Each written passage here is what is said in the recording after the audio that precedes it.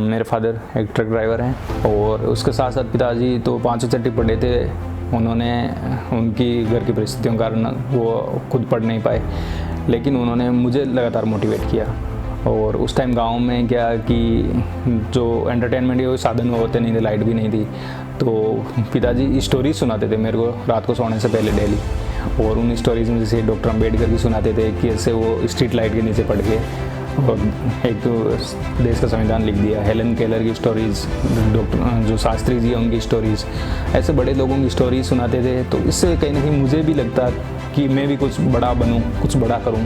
कई बार ऐसे होता था कि स्कूल में जो फीस लेट हो जाते, पापा की सैलरी वगैरह लेट हो जाती, तो स्कूल में प्रार्थना प्रेयर्स होती थी, तो उसमें अलग लाइन बना देते कि जिनकी फ़ीस जमा नहीं है। वहाँ थोड़ा सा ह्यूमिलेटिंग फील होता। फ्रेंड्स को भी मैं घर नहीं ला पाता। वो मेरे पास पढ़ने के लिए आते थे तो मैं उनको कहता यार मैं ही आपके घर आ जाऊँगा। तो मैं और एम्बिशियस हो गया। जब फर्स्ट अटैम्प्ट में नहीं सिलेक्शन हुआ तो बहुत ज़्यादा निराश हो गया, और उस निराशा में चीज़ें हैं वो नेगेटिव हो गई। बहुत 3-4 साल तक तो ऐसे ही शौक में ही निकाले कि यार क्या हो गया। बहुत मतलब जो मेरा सबसे प्रोडक्टिव टाइम था वो वेस्ट हो गया था, लेकिन फिर भी मैंने हार नहीं मानी। मेरे पिताजी हमेशा ही मोटिवेट करते थे कि बेटा कोई नहीं, करो आप तैयारी और भगवान के कर दे रहे देर नहीं। कौन नहीं चाहता कि उसका मेंटर एक यूपीएससी रैंकर हो। 2021 के फाइनल रिजल्ट्स में सिविल्स दिल्ली आईएएस के 200 से भी ज्यादा सिलेक्शंस हैं। Guys, I am going to connect you 1-to-1 with Civils Delhi rankers for free. There is a link in the description, fill it and schedule a session. These ranker will prepare a timetable and a personalized plan for you. ये toppers आपको exactly वही बताएंगे कि कौन सी book follow करनी है, कौन सा चैप्टर पढ़ना है। They will guide you in answer writing, mocks and accessing them. Don't miss this golden opportunity to get mentored by a ranker. Good evening friends, मेरा नाम पवन कुमार है। मैं राजस्थान राज्य के नागौर जिले के सोमना गांव का निवासी हूँ। मेरे फादर एक ट्रक ड्राइवर हैं और मैंने इस साल हिंदी मीडियम से 551वीं रैंक हासिल की है यूपीएससी सिविल सर्विसेज में। तो मैं आप लोगों के साथ अपनी जर्नी और जो कैसे एक हम्बल बैकग्राउंड, एक नॉर्मल जो ट्रक चालक के बेटे से एक सिविल सर्वेंट जो देश की सबसे प्रेस्टिजियस एग्ज़ाम है उसको क्रैक करने की तक की जर्नी है, उसमें क्या डिफ़िकल्टीज़ आई, इनके बारे में आपसे बात करूँगा। और निश्चित रूप से जो देश का एक बड़ा तबका है वो मेरी जो सिचुएशन है कहीं ना कहीं उससे गुजर रहा होगा। तो उन यूथ्स के लिए ये एक इंस्पिरेशन रहेगा कि आप भी जो है छोटी जगह पे रह के भी बड़ी सोच के साथ और बड़े जो लक्ष्य हैं उनको भी हासिल कर सकते हो। तो सबसे पहले मैं बता दूं, मेरे पिताजी हैं वो गांव में जब मैं छोटा था तो मिट्टी के बर्तन बनाते थे। और उसके साथ साथ पिताजी तो 5वीं छठी पढ़े थे। उन्होंने उनकी घर की परिस्थितियों के कारण वो खुद पढ़ नहीं पाए, लेकिन उन्होंने मुझे लगातार मोटिवेट किया। और उस टाइम गांव में क्या कि जो एंटरटेनमेंट के कोई साधन होते नहीं थे, लाइट भी नहीं थी, तो पिताजी स्टोरी सुनाते थे मेरे को रात को सोने से पहले डेली। और उन स्टोरीज़ में जैसे डॉक्टर अम्बेडकर की सुनाते थे कि ऐसे वो स्ट्रीट लाइट के नीचे पड़ गए और एक तो देश का संविधान लिख दिया। हेलन केलर की स्टोरीज़, डॉक्टर जो शास्त्री जी हैं उनकी स्टोरीज़, ऐसे बड़े लोगों की स्टोरी सुनाते थे। तो इससे कहीं ना कहीं मुझे भी लगता कि मैं भी कुछ बड़ा बनूं, कुछ बड़ा करूं और बड़ा आदमी बनूं। तो इसलिए मैं नॉर्मल जो बच्चे थे उनसे कहीं ना कहीं अलग था। मैं पढ़ने का बहुत शौक़ था, चीज़ों को बहुत पढ़ता मैं।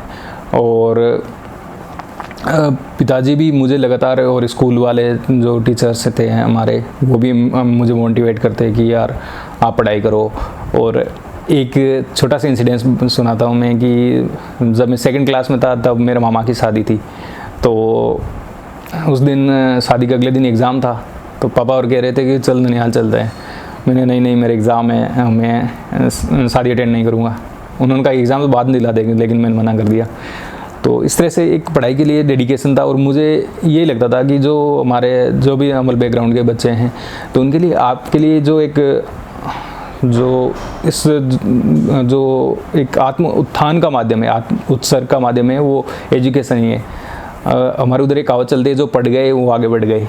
तो इसलिए इस चीज़ पे मेरा हमेशा से ही फोकस रहा, बिना पेरेंट्स के प्रेशर के। मुझे तो कई बार ऐसा होता था कि बेटा आप नॉर्मल मतलब खेल लो कूद लो, लेकिन मुझे अच्छा लगता था पढ़ना, और इसी मोटिव से पढ़ना कि कुछ आगे करना है, कुछ लाइफ में करना है। उसके बाद मेरे पिताजी ने ट्रक जो मिट्टी के बर्तन बनाना गांव वाला काम था वो छोड़ा और शहर में आए, ट्रक ड्राइविंग स्टार्ट किया। एक जो सेठ थे हमारे मोटर मालिक थे, उनकी गाड़ी चलाते थे, और मुझे प्राइवेट स्कूल में एडमिशन दिलाया कि इसको सबसे उन्होंने टॉप प्रायोरिटी पे मेरी शिक्षा को रखा। पिताजी जो शराब और जो नशा है उनसे दूर रहे, जबकि ट्रक ड्राइवर्स कम्युनिटी में ये मोस्ट प्रिवेलेंट चीज़ है। इसी के कारण जो है ज़्यादातर लोगों के बच्चे हैं वो पढ़ ही नहीं पाते, स्कूली एजुकेशन ही पूरी नहीं हो पाती।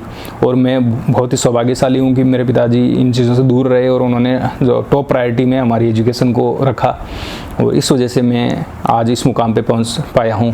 तो मुझे लगता है कहीं ना कहीं कि पिताजी का एक बहुत सकारात्मक योगदान रहा, और सभी फादर्स के लिए मैं ये कहता हूँ कि वो एक रोल मॉडल है सभी लोगों के लिए कि आप कैसे एक अच्छा पिता बन सकते हो। अपने बच्चों के सपने उन्होंने मेरे थ्रू अपने सपनों को जिया है, और इस कारण मुझे एक हमेशा से एक जिम्मेदारी रहती है कि मेरे पिताजी की जो हार्ड अर्नड मनी है, बहुत खून पसीने से कमाया हुआ पैसा है, तो इसका हमेशा सदुपयोग हो, मैं कोई ऐसे गलत काम ना करूं। और इसी वजह से मैं सब चीज़ों से दूर रहा और पढ़ाई पे फोकस किया। 10-12 मेरी वहाँ से नागौर से हुई। स्कूल में भी कई बार ऐसे होता था कि एक थोड़ी सी इंफीरियोरिटी फील होती थी कि टीचर है जो पैसे वाले बच्चे हैं उनको ज़्यादा वो रिस्पेक्ट देते थे, मतलब उनके साथ एक अलग बिहेवियर करते थे, लाड, और जो हम जैसे थे तो उनके लिए अलग थे। मैं उस वैक्यूम को बढ़ने के लिए और ज़्यादा पढ़ता था, पढ़ाई करता था, मेरे पास यही एक वेपन था। कई बार ऐसे होता था कि स्कूल में जब फीस लेट हो जाते, पापा की सैलरी वगैरह लेट हो जाती, तो स्कूल में प्रार्थना प्रेयर्स होती थी, तो उसमें अलग लाइन बना देते कि जिनकी फ़ीस जमा नहीं है। वहाँ थोड़ा सा ह्यूमिलेटिंग फील होता और थोड़ा सा इन्फीरियरिटी। फ्रेंड्स को भी मैं घर नहीं ला पाता, वो मेरे पास पढ़ने के लिए आते थे तो मैं उनको कहता यार मैं ही आपके घर आ जाऊँगा। तो अब मैं सोचता हूँ कि यार वो एक मेरे लिए एक बहुत बड़ी इंपॉर्टेंट चीज़ थी। मुझे इसके बजाय एक एम्पावर्ड फील होना चाहिए कि मैं उस बैकग्राउंड से जो है समाज का सबसे वंचित बैकग्राउंड से आके और जो प्राइवेट स्कूल में उन बच्चों से मैं कम्पीट कर रहा हूँ, तो ये वो मेरी स्ट्रेंथ थी। लेकिन उस टाइम शायद मैं बच्चा था और इन चीज़ों को ज़्यादा जानता नहीं था। उसके बाद मैंने कॉलेज में एडमिशन लिया और उसी टाइम मुझे एक इंटरव्यू पढ़ने का मौका मिला गोविंद जायसवाल सर का, जिनका हेडिंग थी न्यूज़पेपर की रिक्शा चालक का बेटा बना IAS। और इस नाम से उनके पिताजी साइकिल रिक्शा चलाते थे और उन्होंने IAS जो है वो पास किया था, IAS सिविल सर्विसेज एग्ज़ाम। तो उससे मुझे भी इंस्पिरेशन मिली कि एक ट्रक ड्राइवर का बेटा है वो भी IAS पास कर सकता है इस एग्ज़ाम को। और मैंने तैयारी स्टार्ट की। फिर तैयारी के दौरान मैंने कहीं ना कहीं ऐसे ओवर एम्बिशियस हो गया। तो मैं नए बच्चों को यही कहना चाहूँगा कि आप प्रैक्टिकली इस एग्ज़ाम की नेचर को समझें और पेशेंस रखें, ओवर एम्बिशियस ना हो, रियलिस्टिक हो, और एक मेंटर बहुत ज़रूरी है। तो मैं और एम्बिशियस हो गया। जब फर्स्ट अटैम्प्ट में नहीं सिलेक्शन हुआ तो बहुत ज़्यादा निराश हो गया, और उस निराशा में चीज़ें हैं वो नेगेटिव हो गई बहुत। 3-4 साल तक तो ऐसे ही शौक में ही निकाले कि यार क्या हो गया, बहुत मतलब जो मेरा सबसे प्रोडक्टिव टाइम था वो वेस्ट हो गया था। लेकिन फिर भी मैंने हार नहीं मानी। मेरे पिताजी हमेशा ही मोटिवेट करते थे कि बेटा कोई नहीं, करो आप तैयारी, और भगवान के कर देर नहीं। वो इन चीज़ों से कहीं ना कहीं मुझे थोड़ी सी पॉजिटिविटी मिलती थी। जब पिताजी को देखता वो कहते यार मैं ही अभी हिम्मत नहीं आ रही है, तो ऐसे क्या करता है। अब फैमिली का बहुत बड़ा सपोर्ट रहा, मेरे मदर ब्रदर इन सब ने मुझे लगातार मोटिवेट किया। और उसके बाद में जो एक ख़राब समय था उससे निकला और मैंने तैयारी अपनी चीज़ों को रीऑर्गेनाइज़ किया, योगा मेडिटेशन इन चीज़ों को थोड़ा कंटिन्यू किया लाइफ में। इससे मैंने फिर इंटरव्यू देना आरंभ कर दिया UPSC का। पहले तक तो मैं इंटरव्यू तक नहीं पहुंच रहा था, धीरे धीरे परफॉर्मेंस सुधरी और 3-4 बार मैं UPSC इंटरव्यू तक पहुंचा और इस बार मेरा फाइनल सिलेक्शन हो गया। तो कहीं ना कहीं जब ये रिज़ल्ट देखा तो लिस्ट में मतलब लगातार इतनी फेल्योर्स थी, तो एक डर सा था कि यार क्या होगा, लास्ट अटैम्प्ट है।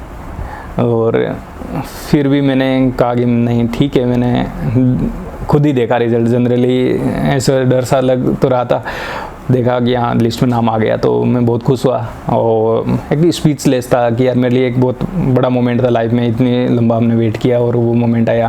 फिर मैंने पापा को बताया, तो पापा भी उस टाइम ट्रक लेके आ रहे थे कानपुर से नागौर के लिए। तो वो भी मतलब उनको भी यकीन नहीं हो रहा था कि यार कैसे हो गया। सारे जो बड़े लोग हैं जिनकी जो मतलब कानपुर में जैसे जिनके जो मसाले ले जाते हैं उस कंपनी के मालिक हैं DS के, और भी कई जो बड़े बड़े आदमी थे जो जिनको पापा माल सप्लाई करते थे, वो पापा को कॉल कर रहे हैं, ड्राइवर साहब आपने बहुत अच्छा काम किया, अपने बच्चों को पढ़ाया। तो कहीं ना कहीं मतलब पापा कहते हैं अब मैं संतुष्ट हो गया, मतलब जो एक तपस्या थी, जो एक हमने इतने दिन दुख सहे थे, कष्ट सहे थे, तो वो चीज़ें वसूल हो गई। और इसलिए मैं बच्चों से यही कहूँगा जो स्ट्रगलर है कि आप एक बड़ा सपना देखो और ईमानदारी से उसके लिए प्रयास करो, और कहीं ना कहीं आप ज़रूर अपनी लाइफ की जर्नी में सफल होगे। तो पेरेंट्स के लिए भी मैं यही कहूँगा कि आप अपने बच्चों पे ट्रस्ट करो, अनकंडीशनल सपोर्ट चाहिए बच्चों को। जब मैं कई बार ऐसे होता था कि यार जब रिज़ल्ट नेगेटिव आता तो लगता कि यार वापस शुरू से प्री से पढ़ना है, मेंस इंटरव्यू क्या होगा, लेकिन उस टाइम फैमिली का सपोर्ट, पेरेंट्स का सपोर्ट बहुत काम आता था। बहुत अच्छे फ्रेंड्स भी मिले और चीज़ें वापस मैंने वापस जीरो से स्टार्ट करना होता है। जब हम इंटरव्यूज़ के बाद बाहर होते हैं लिस्ट से, तो जीरो से स्टार्ट करना बहुत टफ होता है, लेकिन फिर भी मैंने बहुत बार जीरो से स्टार्ट किया। और बच्चों के लिए भी मैं यही कहूँगा कि अभी जैसे थोड़े टाइम पहले ये मैंने देखा, ये फाइनल रिजल्ट आया तो एक स्टूडेंट था उसने सुसाइड कर लिया। तो ये this is not an option, आपको ऐसा नहीं करना चाहिए, आपको कोई हक नहीं है। उन पेरेंट्स का क्या होगा जिन्होंने एक बड़ा सपना देखा है, उनके लिए तो आप सब कुछ हो। मैंने भी बहुत ज़्यादा नेगेटिविटी में इतने लंबे टाइम तक रिज़ल्ट नेगेटिव रहा, तो हमेशा मेरे दिमाग आंखों के सामने मेरे पेरेंट्स की तस्वीर ही रहती। उनके लिए तो मरने से बदतर हो जाती है सिचुएशन। आप एक देश के लिए एक नुकसान हो। आप यूपीएससी जिसने सिविल सर्विसेज की सीरियस प्रिपरेशन की है, तो वो एक रिसोर्सफुल पर्सन है, नॉर्मल पर्सन से बहुत डिफरेंट है। आपकी थिंकिंग, आप समाज में बहुत बड़ा काम कर सकते हो। जो ऐसा नहीं है कि आप जो टैलेंट होता है वो इस प्लेटफॉर्म का मोहताज हो। आप अदर जगह भी जाके आप सक्सेसफुल लोगों को देखो, उनमें से कितने हैं जो यूपीएससी सेलेक्टेड हैं। आपका टैलेंट है, वो प्लेटफॉर्म नहीं चाहिए। आप बहुत कुछ कर सकते हो, समाज में एक रिसोर्सफुल पर्सन हो, और अपने पेरेंट्स का हमेशा ध्यान रखो यार। कौन नहीं चाहता कि उसका मेंटर एक यूपीएससी रैंकर हो। 2021 के फाइनल रिजल्ट्स में सिविल्स दिल्ली आईएएस के 200 से भी ज्यादा सिलेक्शंस हैं। Guys, I am going to connect you 1-to-1 with Civils Delhi rankers for free. There is a link in the description, fill it and schedule a session. These ranker will prepare a timetable and a personalized plan for you. ये toppers आपको exactly वही बताएंगे कि कौन सी book follow करनी है, कौन सा चैप्टर पढ़ना है। They will guide you in answer writing, mocks and accessing them. Don't miss this golden opportunity to get mentored by a ranker.